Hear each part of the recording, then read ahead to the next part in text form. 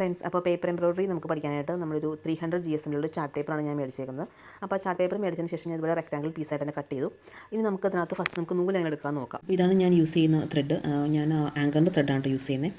Anchor എന്ന് പറഞ്ഞ ബ്രാൻഡിൻ്റെ ത്രെഡാണ് ഞാൻ എപ്പോഴും യൂസ് ചെയ്യുന്നത്. ഇതിലും ചീപ്പ് റേറ്റിൽ നമുക്ക് ത്രെഡ്സ് കിട്ടും. നമുക്ക് ചെയ്ത് പഠിക്കാനാണെങ്കിൽ നിങ്ങൾക്ക് അത് മേടിച്ചാൽ മതിയാവും. അപ്പോൾ നേരത്തെ ക്ലാസ്സിൽ പറഞ്ഞ പോലെ നമുക്ക് ഒരു ത്രെഡിനകത്ത് നമുക്ക് വരുന്ന പീസ് എന്ന് പറയുന്നത് പോലെ 6 സ്ട്രാൻഡ്സ് കൂടുന്നതാണ് ഒരു ത്രെഡ് വരുന്നത്. ജസ്റ്റ് ഒന്ന് കൗണ്ട് ചെയ്ത് കഴിയുമ്പോൾ നിങ്ങൾക്കത് ക്ലിയർ ആവും. കണ്ടോ, ഇതുപോലെ 1 2 3 4 5 6 ഇതുപോലെ 6 ത്രെഡ്സ്, ഈ 6 സ്ട്രാൻഡ്സ് കൂടിയിട്ടാണ് നമ്മളൊറ്റ സിംഗിൾ ത്രെഡ് ഉണ്ടാക്കിയേക്കുന്നത്.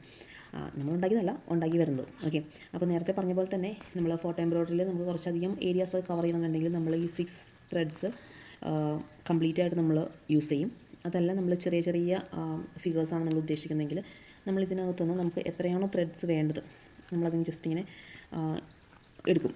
ഓക്കെ, അപ്പോൾ എനിക്കിവിടെ വേണ്ട 2 ത്രെഡാണെന്ന് വിചാരിക്കുക. ഞാൻ ആ 2 ത്രെഡ് ഇവിടെ ഞാൻ മാറ്റി വെച്ചു.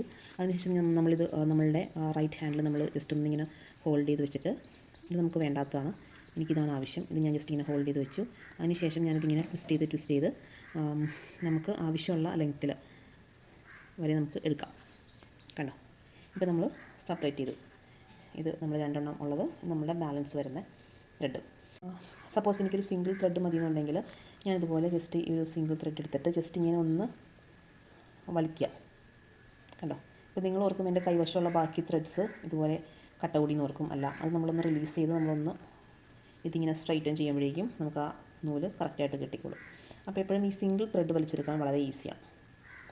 അത് ക്ലിയർ ആയെന്ന് വിശ്വസിക്കുന്നു. അപ്പോൾ നെക്സ്റ്റ് ക്ലാസ്സിൽ നമ്മൾ കാണാൻ പോകുന്നത് റണ്ണിങ് സ്റ്റിച്ചാണ്. ഇതെങ്ങനെയാണ് നമ്മൾ ഒരു സ്റ്റിച്ച് നമ്മൾ സ്റ്റാർട്ട് ചെയ്യുന്നത്, എങ്ങനെ നോട്ട് ഇടാം, അതെങ്ങനെ എൻഡ് നോട്ട് ഇടണം എന്നുള്ള കാര്യങ്ങളും കൂടി നമുക്ക് അടുത്ത ക്ലാസ്സിൽ നോക്കാം. വീഡിയോ ഇഷ്ടപ്പെട്ടെങ്കിൽ ലൈക്ക് ചെയ്യുക, ഷെയർ ചെയ്യുക. Thank U.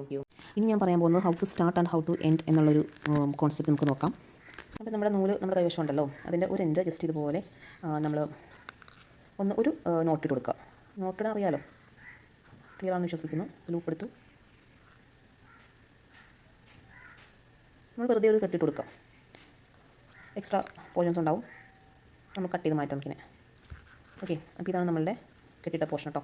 ഓക്കെ, അപ്പോൾ ഇനി നമ്മൾ റണ്ണിങ് സ്റ്റിച്ചാണ് ചെയ്യുന്നത്. റണ്ണിങ് സ്റ്റിച്ച് ചെയ്യാൻ വേണ്ടിയിട്ട് ഇതുപോലെ നമ്മൾ ഒരു സ്കെയിൽ എടുത്ത് വെച്ചതിന് ശേഷം ഞാൻ നീഡിൽ വെച്ചിട്ട് ഒരു 0.5 സെൻറ്റിമീറ്ററിൽ ഡിസ്റ്റൻസിൽ ഇതുപോലെ ഹോൾസ് ഇട്ട് വെക്കുന്നുണ്ട്. ഇതിൻ്റെ ബാക്കിലുള്ള ഈ ഒരു ഓറഞ്ച് കളറിലെ പേപ്പർ ആ ബോർഡ് എങ്ങനെ ഉണ്ടാക്കിയെന്നൊക്കെ ഞാൻ നേരത്തെ മുന്നത്തെ വീഡിയോ പറഞ്ഞിട്ടുണ്ട്. അതല്ലാന്നുണ്ടെങ്കിൽ എൻ്റെ യൂട്യൂബിൻ്റെ ലിങ്ക് ഒന്നുകൂടി ഞാൻ കൊടുത്തേക്കാം, ആർക്കെങ്കിലും താല്പര്യം ഉണ്ടെങ്കിൽ അത് നോക്കാം. പിന്നെ നമ്മളിതുപോലെ ബാക്കിൽ നിന്നാണ് കേട്ടോ ആദ്യം എടുക്കുന്നത്. ബാക്കിൽ നിന്ന് ആദ്യം എടുത്തതിന് ശേഷം ബാക്കിൽ നിന്ന് എടുക്കുക മീൻസ് നീഡിൽ നമ്മൾ ബാക്കിൽ കൂടി എടുത്ത് ഫ്രണ്ടിലേക്ക് കൊണ്ടുവന്നു. അതാണ് നമ്മളുടെ ഫസ്റ്റ് ഹോളിലെ. പിന്നെ നമ്മൾ സെക്കൻഡ് ഹോളിലേക്ക് നമ്മൾ നീഡിൽ പാസ് ചെയ്യും. ഇനി നമ്മളിതിന് ടൈ ചെയ്യണം അല്ലേ. ടൈ ചെയ്യാൻ വേണ്ടിയിട്ട് നമ്മൾ ഓൾറെഡി നമ്മളൊരു ചെറിയൊരു നോട്ട് ഇട്ട് വെച്ചിട്ടുണ്ടല്ലോ ത്രെഡിൻ്റെ എൻഡിൽ. അപ്പോൾ ആ നോട്ടിൻ്റെ 2 നൂലുണ്ടല്ലോ, അപ്പോൾ അതിൻ്റെ ഇതുപോലെ നമ്മൾ മിഡിലിൽ കൂടി ഇങ്ങനെ നീഡിൽ ഇൻസേർട്ട് ചെയ്ത് ജസ്റ്റ് ഒന്ന് വലിച്ച് ടൈറ്റ് ചെയ്യാം. അപ്പോൾ നമുക്കവിടെ ലോക്ക് സെറ്റായി. ഇനി അത് എങ്ങും വിട്ടുപോരില്ല. ഓക്കെ, അപ്പോൾ ഇത്രയും ആവശ്യമുള്ളൂ. ഇനി നമ്മൾ next stitch number hole number 3ലേക്ക് എടുത്തു. പിന്നെ 4ൽ കൂടി പാസ് ചെയ്തു. ദെൻ 5 6. അപ്പം നമ്മളിങ്ങനെ ഈ സ്റ്റിച്ചസ് നമ്മളിങ്ങനെ കണ്ടിന്യൂ ചെയ്ത് നമുക്ക് എവിടെയാണോ നമ്മൾ ലാസ്റ്റ് ഉദ്ദേശിക്കുന്നത് അവിടെ കൊണ്ടുപോയി നിർത്തുക.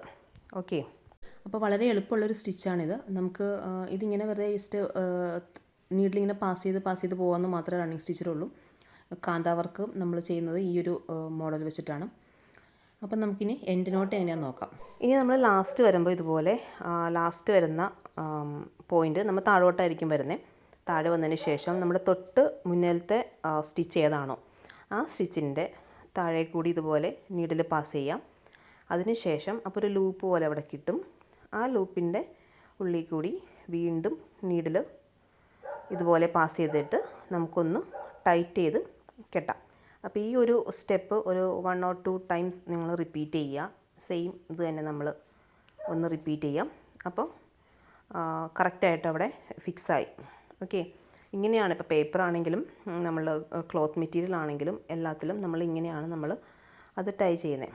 അപ്പോൾ റണ്ണിങ് സ്റ്റിച്ചും അതുപോലെ തന്നെ ഒരു സ്റ്റിച്ച് എങ്ങനെയാണ് തുടങ്ങുന്നത് എങ്ങനെയാണ് അവസാനിക്കുന്നതൊക്കെ ഇപ്പോൾ ക്ലിയർ ആയെന്ന് വിശ്വസിക്കുന്നു. അപ്പോൾ ഇത്രയേ ഉള്ളൂ ഇന്നത്തെ വീഡിയോ. നെക്സ്റ്റ് ഡേ നമുക്ക് വേറൊരു സ്റ്റിച്ച് പരിചയപ്പെടാം. താങ്ക്